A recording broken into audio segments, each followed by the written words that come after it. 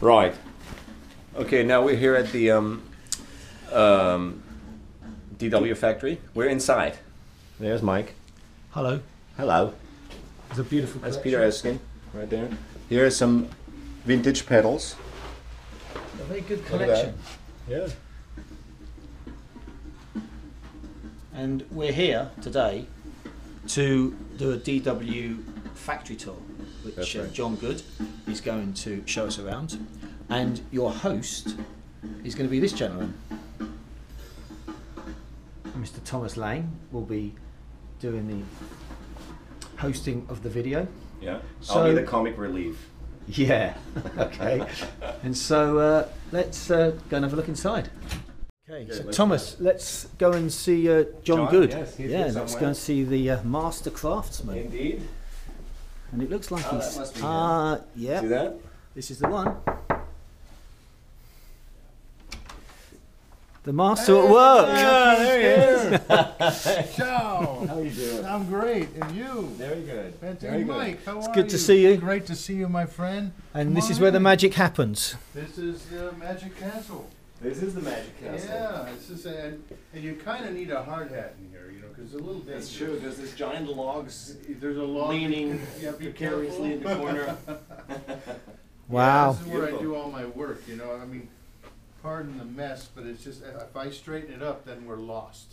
Oh yeah. You know what I mean? You can't 'Cause I disturb know- the chaos. I know where things are right now. How you been? I've been good. Great. Very good. Yes. It's been a little while. Absolutely. Yeah. I see you're working on something interesting. Oh yeah, this is the Icon series. We have Oh. to sit down and talk about it. Yes, you have to show me. Oh, I can see that. Yeah, That is yeah, beautiful. It's a whole big project, and I've got 3 of the greatest guys involved: Neil Peart,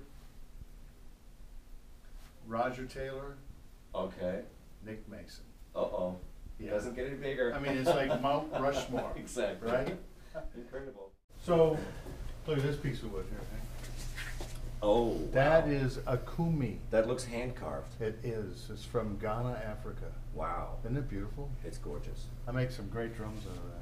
Huh. And they're going to be at the NAMM show. So that's what you do in your spare time? Oh yeah, I just Hand-carved giant. Sure, on a porch, in a Exactly. rocking chair. So come through here. This is our factory. Yeah. As Do we need a hard hat? Nah. Do we need a high hat? Yep, I need a hi-hat.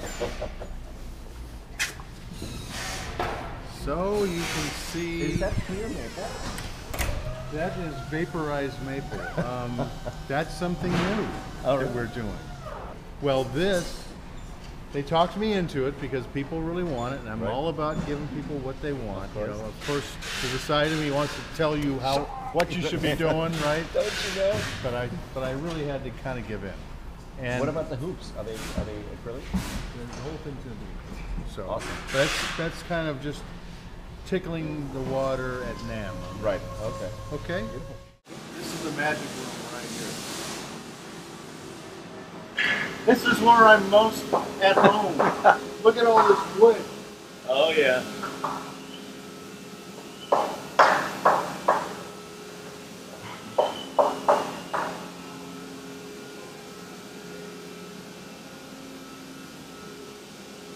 We flip all the wood right here. I'll buy on an average of 420,000 square feet of maple a month. Okay. And there's 2 types, I mean basically more than 2 types of maple, but what we use are 2 basic types for each shelf. It's a maple shelf. Right. In the summertime, the sugar is running up the maple tree, it's feeding the leaves, they're nice and green, and you have these sugar marks that go up, and they're like streaks, brown streaks, and it really makes the wood look very plain, not so interesting, but it's feeding all those leaves. That's where all the juice is going. You can put your tap in there and get what? Maple syrup, Yeah, yeah. right? So that's summertime. In the wintertime, all that sugar runs out of the tree. The leaves change colors and fall. And what's left behind is pristine sapwood with pronounced grain structure. We cut that, and we use that winter maple for the outside facade of the shell. and we use the summer maple for the inside cores. They both sound identical. They're both the same species. Yeah. It's just that we use one for the appearance and one for the engine core. So that's what we'll do. Now, do you hand select? Do you personally go and select this wood, or have you got a process now of getting this wood? Mine, I have a partner. He's practically on our payroll. His name is he's a great guy. His name is John Sadler. He's in Upper Peninsula of Michigan, and that's where a lot of our maple comes from Wisconsin and Michigan primarily, maybe a little Indiana, but primarily Michigan, and that's where we get our cherry as well. So he and I meet all the time, and we have a process of selection that he controls at the mill. And so there, for like 2 days a month, it's DW Day at Timber Products. So that's what they do for us. And he's in control of that. He gets on top of the machine. Just, you know, the log is being turned. I mean, how long do you think it takes a log that's 18 inches in diameter to be turned down to something like that? So you can't use it, you can't turn it down. 5 minutes? 5 minutes? That's a good guess. Actually, it takes 46 seconds. Wow. Yeah. So they're really humming, and John Sadler is sitting on top of this massive machine. He's got this button, and he's flipping the wood on the defect. You know, like that might be a knot. And this guy is a hero, and he's my mentor for me. Okay. Anyway, so we meet all the time, and he's taught me a lot about what I know. And I have other people who I select all these exotic woods from that have really taught me a lot. So I, over these years, have just grown to have such a passion for not only the process and the wood, but the people involved as well. They're just champions. And then we're able to bring it all to you. Yeah. So, flipping the wood here, everything gets flipped. You can see this is summer maple. Why is it summer maple? Because it's basically got no real interesting grain patterns, and it's got all these streaks, like I was talking about before. See all the sugar? That's summer maple. In a second, I'll show you a sample of winter maple. Yes, beautiful. Good example of winter maple. But that is absolutely perfect, isn't it? Isn't it though? You see how it's free of sugar marks? Yeah. The grain is pronounced, and the sapwood is quite white and nice. Exactly. Okay, that's an example of winter maple. So we flip all the woods here.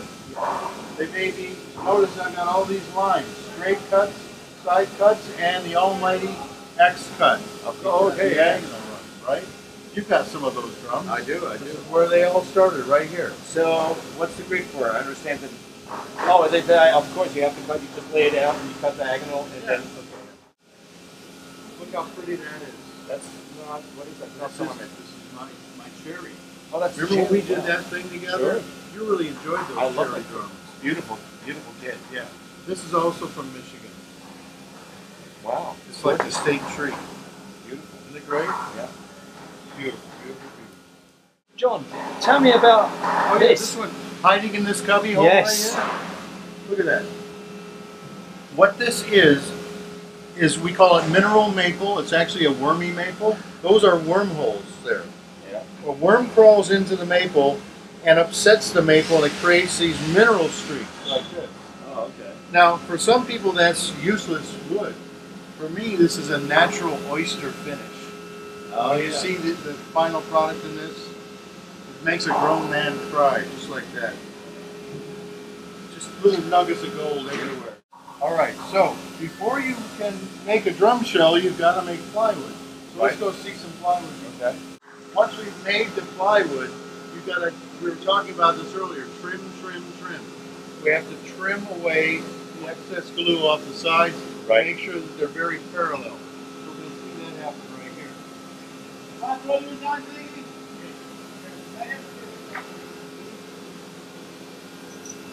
I see.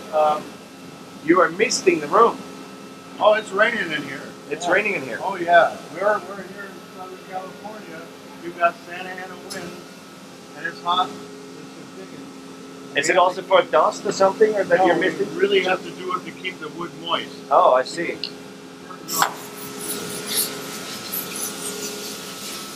Have to keep the wood moist or else it'll burn. Oh, that's great. So, yeah, I'll show you the mixers in a minute. Here we've got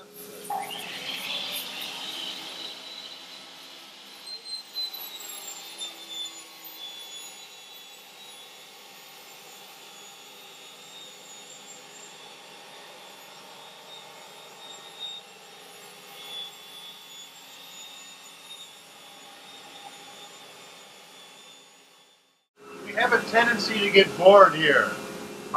And out of boredom comes some pretty cool stuff. This is cherry and walnut laid up. This will all stand up. It's like Vistalite style, like the old. Yeah. Beautiful.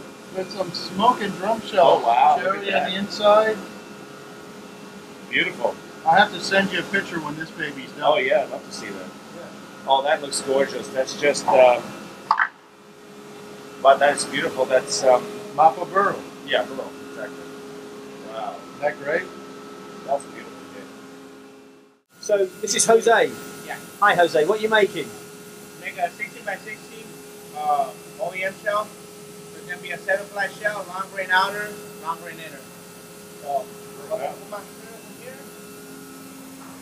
So the outside is a long grain for the face. Got a short grain backing on it. I'm laying it down on here. Come up here and I take a 3-ply cord. Vertical grain, long grain in between, vertical on the inside. Roll it through the screw over and get glue on both sides. Come through over here. Push out on this end. And get an even spread of glue on both sides. Lay it on here. Stagger out the seam. Everything comes together tight. Then I'm going to finish it out with another 2-ply piece.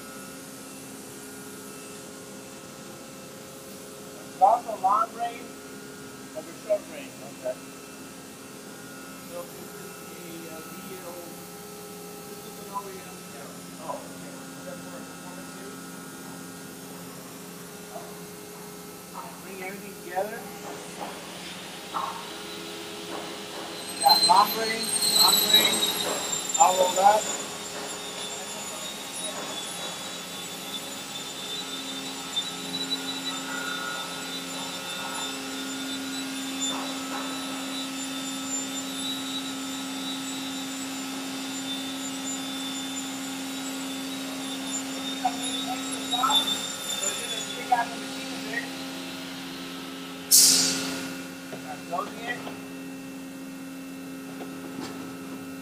And the outside from the inside.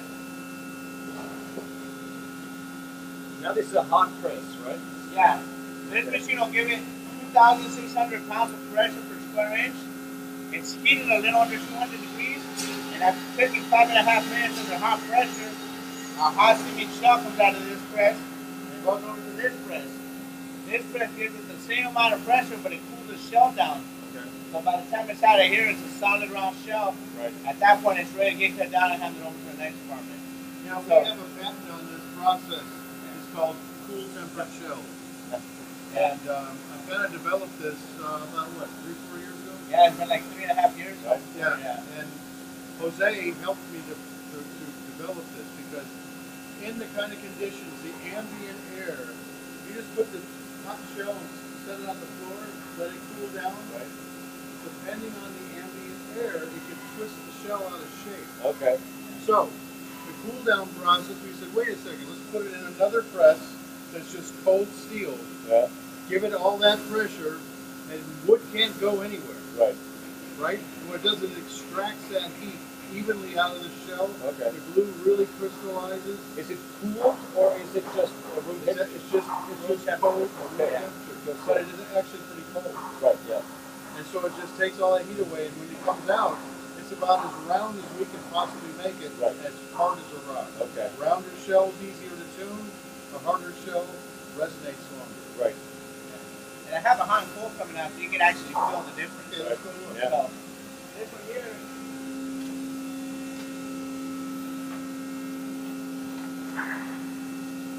feel that. There's a 6-ply shell. It's a thin shell. Wow. Yeah. So it's a 2-ply outer, 3-ply core, single ply on the inside. And you can feel how hard that is. Oh yeah. That one's ready to get cut down already. Yeah, it's already. Yeah. Now the one I'm gonna pull out, there's a 7-ply shell. It's actually an 8-ply shell. And it's gonna be a lot flintier than that 6-ply. Press that one. Oh, it's hot. Yeah. It's not hotter. Yeah, we play hot potato with this. Thanks, Jose. That's it again. Right.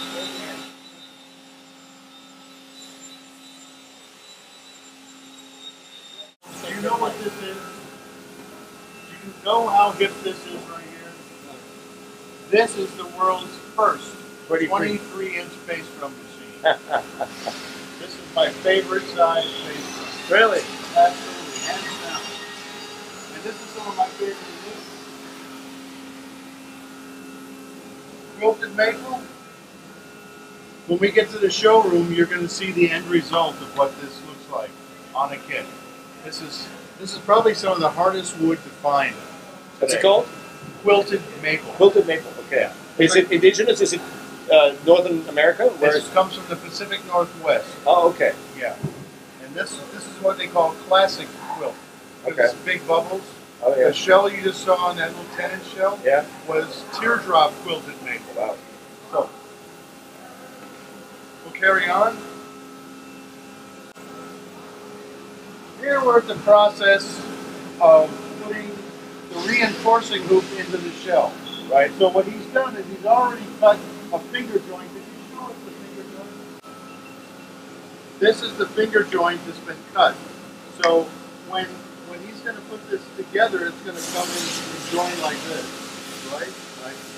So watch how he does it.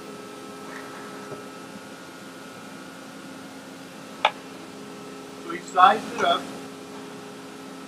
Oh, it's not glued. Okay. Not yet. Now he's going to glue it in that roller. Yeah.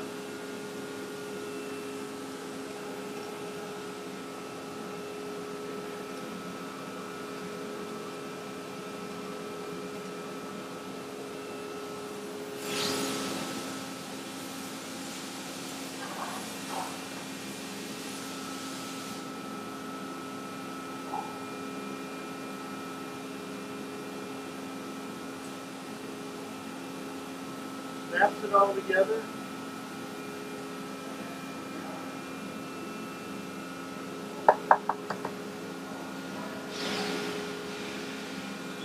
So the next thing he'll do with this is he'll take this goes back into the hot and the cold all over again to make sure this hoop becomes an absolute integrated part of this shell. So this goes back in the press now The hot With the- and the cold with the hoop. with the rings inside. Yeah. Interesting. Thank you, my friend. Do you have a different mold to just press against this? No, it's the same one. Same one. Thank you. Thank you.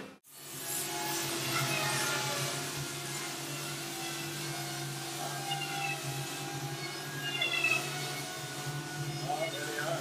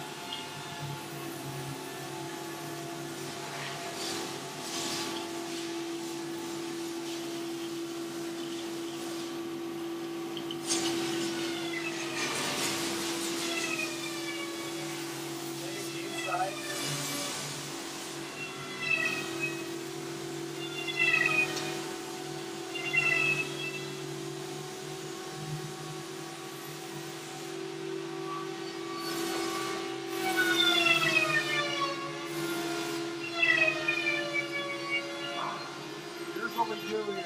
I know it's loud.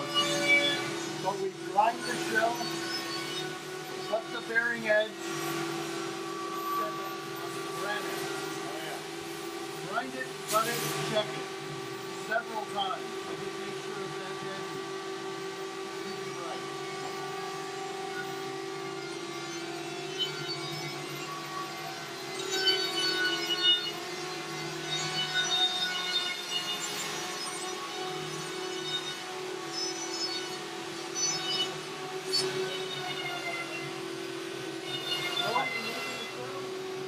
Mike,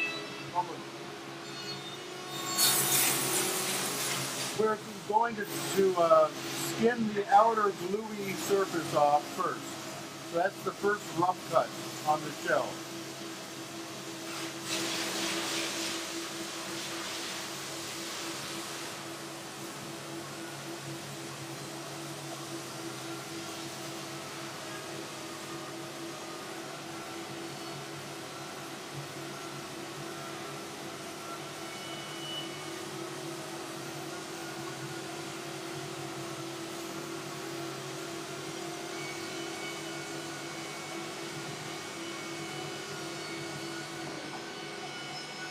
Okay, once he's done that, then we're going to cut the inside surface.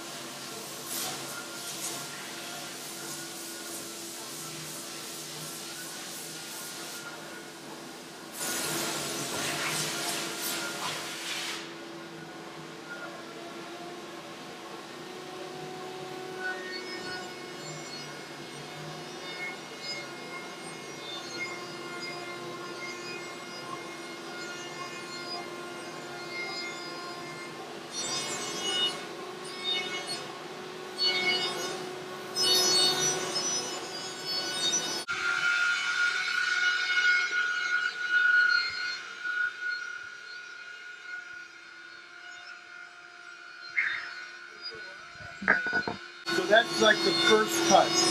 You should get your head in there. okay. It's nice and smooth. You think so? It's important when you're cutting a shell to cut the stuff off the side. If you cut it not like this, not like that, that's perpendicular. Right? Right.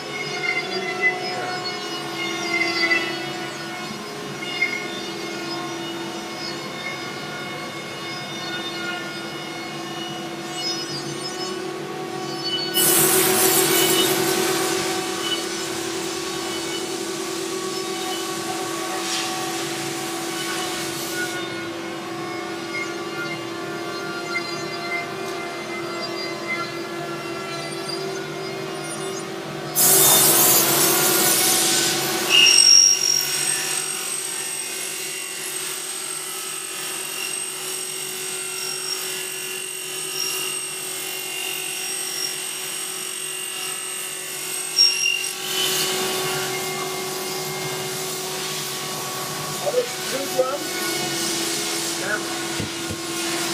That's 14 by 14. By the way,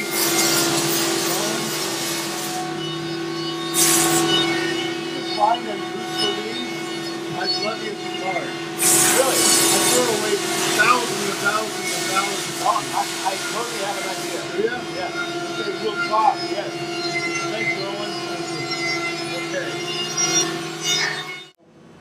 When we walked in the door there, what you're seeing are two very big stroke sanders that are basically doing what we were talking about in the buffing room.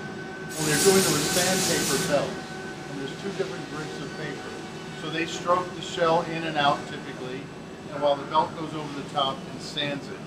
Now this guy here was concentrating, so you can stall out that stroking motion. You can make it just turn, and he was concentrating on an area that probably needed a little love. So that's what we were doing.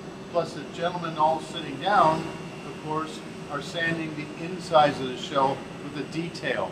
Because what we just saw Roland doing was skinning that rough first surface off. Okay. Because the wood oxidizes there's glue issues, you know, from the process of being made into a shell. Oh, so he does it before he goes to the other guy? Yeah. Or we just came in from the other side? It kind of went backwards. Okay, I see. So, is there any waste from the actual shells at this stage, or is it pretty good by the time it's got to there? It's good right to there. Good. Okay. Yeah. The only, like I was saying, that when we cut off the edges, Yeah. then what we're going to see in the other room, you'll see many parts get trimmed away to get into the gold of the shell itself.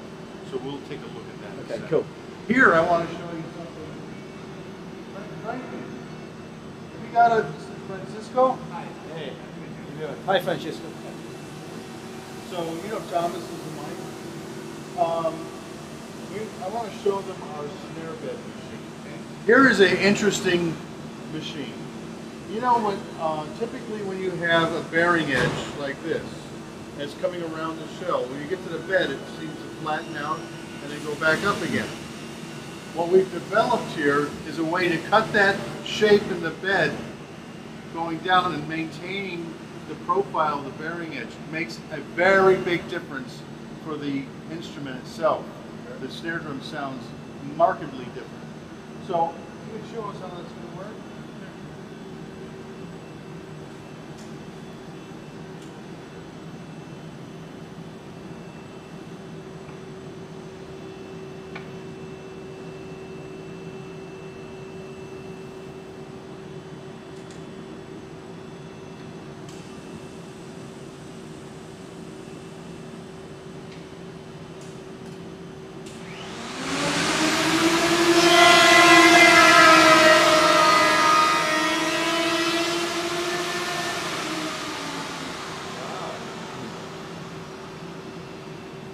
Are they all cut to the same depth, no matter which size?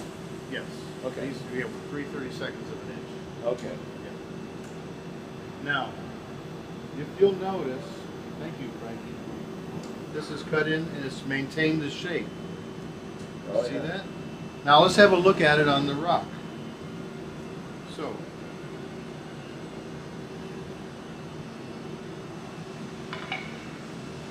Perfect.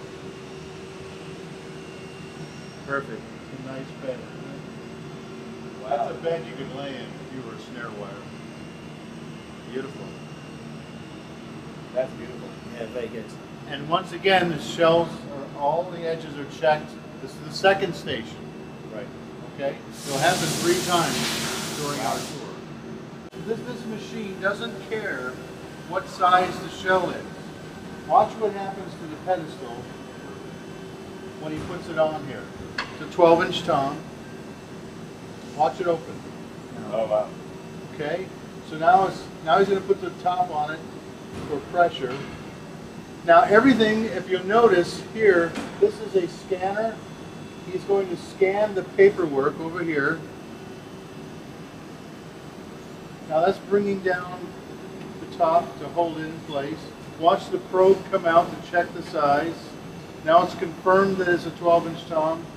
It's going to come down and we're going to drill 4 holes first. So here we are. It knows exactly where to go. Drills 4 holes. That's for the DW badges. Oh, okay. Right? Now it's going to back up. Think about it for a second. Rotate to the lug mounting screw drill. Now it'll go up and it'll drill all those holes. This thing is so precise. We had it built from the ground up.